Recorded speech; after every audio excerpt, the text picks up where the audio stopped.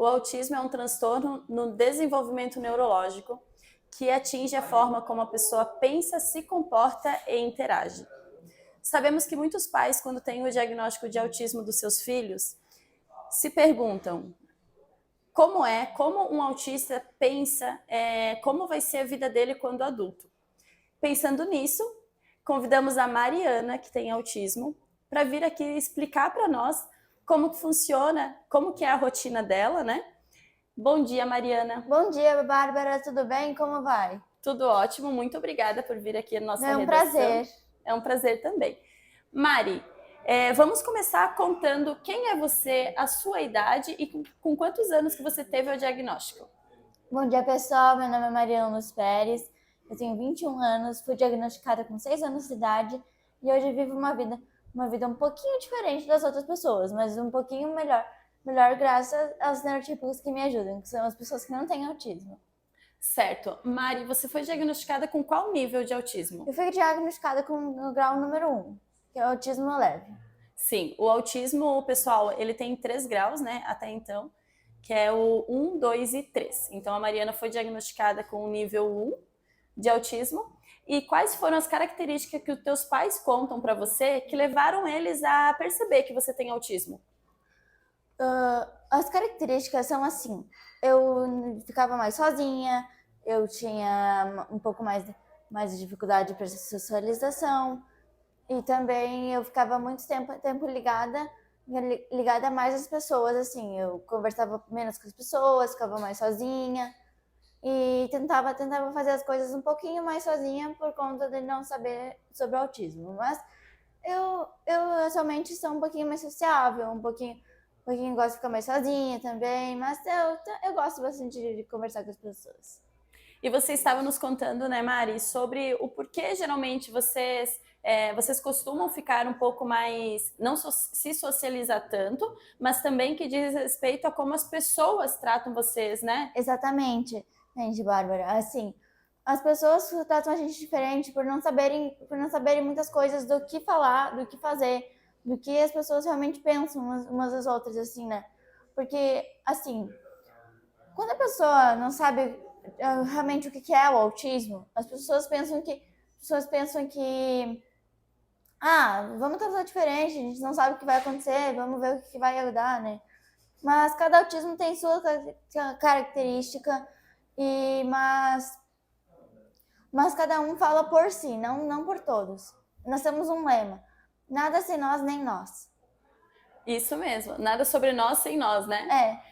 Mari, e é muito importante, né, que as pessoas, digamos assim, os educadores, muitas vezes, façam com que os autistas interajam com outras crianças, Sim. né, aproxime, façam essa integração social. Exatamente, né? Bárbara, porque é muito importante por conta do autismo e das outras pessoas também.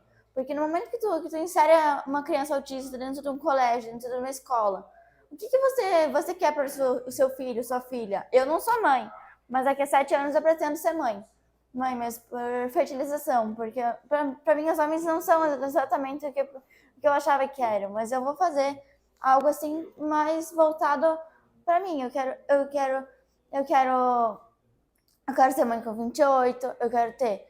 Só que o meu maior medo é que meu filho nasça com autismo. Mas eu vou conseguir cuidar porque eu fui diagnosticada, eu tenho minhas coisas, eu sei aonde ir, aonde precisa ir. Com certeza, e hoje nós temos mais meios, né, e informação também, né? Uhum. Mariana, e falando sobre as características do autismo, porque sabemos que tem pessoas, por exemplo, que são não verbais, né, que tem mais dificuldade para falar. Conta para nós, no teu caso, você chegou a uma fase que precisou ir na fono, que não conseguia falar? Não, exatamente não. Eu fui inserida no meio social com um rapaz que eu não conhecia. E ele começou a me incomodar.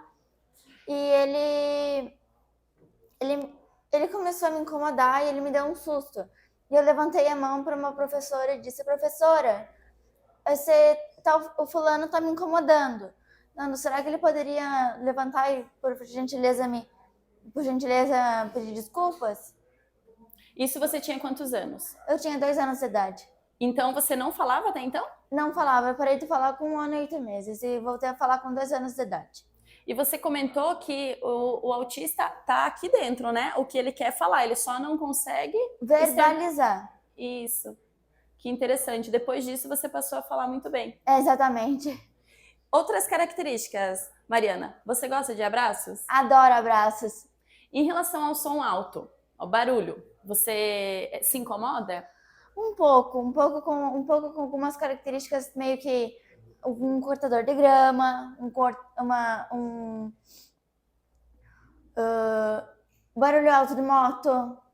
Então a gente vê como é diferente de pessoa para pessoa. Tem pessoas que não gostam de toque, né? Sim. Outra dúvida, seletividade alimentar, você teve alguma vez?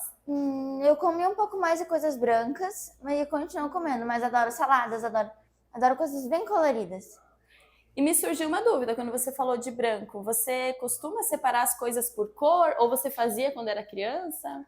Eu não separava as coisas por cor. Eu gosto de olhar sempre alguns exemplos via internet, né? Pra ver como é que as pessoas fazem, como é que as pessoas gostam de fazer. E procuro seguir alguns exemplos disso dentro da minha forma de ver as coisas. Eu procuro fazer para as pessoas poderem saber, né, o que é melhor para todo mundo, o que vai acontecer, como é que faz as coisas. Eu faço assim, né, Bárbara? Porque a gente começa. Cada um tem seu jeito, cada um tem seu fala. Cada pessoa é uma pessoa. E no autismo não é diferente, né? Exatamente. Tem características, né? Tem o número X de características, mas tem uma pessoa com autismo que vai ter essa característica, outra vai ter aquela, outra tem várias, e assim vai, Exatamente.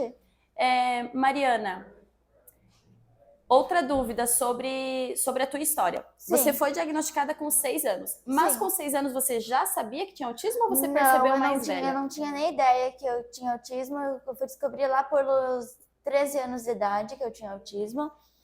E eu comecei a me perguntar, mãe, por que eu era diferente das outras pessoas? Aí minha mãe falou, filha, você tem transtorno de espectro autista. E dali em diante se tornou mais fácil para você, talvez, pesquisar? Sim, se tornou bem mais fácil, porque daí eu comecei a pesquisar, comecei a ver outras pessoas que tinham autismo. Aí nós fomos vendo, nós fomos comparando as outras pessoas, vendo quais os graus de autismo que tem, quais os graus que não tem. A gente vai vendo, a gente vai comparando, a gente vai colocando em prática, sabe? Com certeza, vem para agregar, né? Inclusive, hoje em dia tem séries, né? Exatamente. Tem pessoas com autismo que ajuda bastante a gente a entender. Eu recomendo muito Atypical, que é uma série muito legal. Já assisti, eu gosto, que ele gosta de pinguins e tal. Né? Exatamente. Que legal. Falando na Atypical, que o hiperfoco deles são os pinguins, né? Sim. No teu caso, qual é o hiperfoco? O meu foco são os livros. Eu gosto muito de ler, gosto bastante de ler. Porque eu não aprendi a ler até os 12 anos. Aí quando eu comecei a ler, eu ficava, meu Deus do céu, o que vai ser isso, meu Deus? Cara, que livro legal, que coisa mais interessante. Meu Deus, eu ficava muito feliz.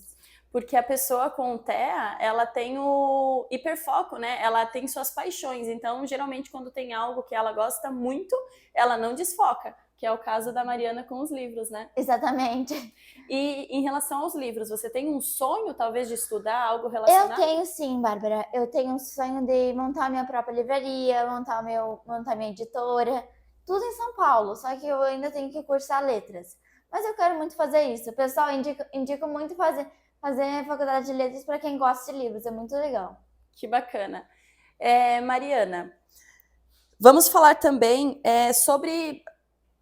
Lembrando agora, eu estava até olhando para o teu cordãozinho. Esse cordão é a lei que as pessoas devem respeitar, né? Dar preferência nas filas, para quem usa o cordão de deficiência oculta, né? Sim. Que é para pessoas com autismo, com TDAH e outras deficiências ocultas também, né?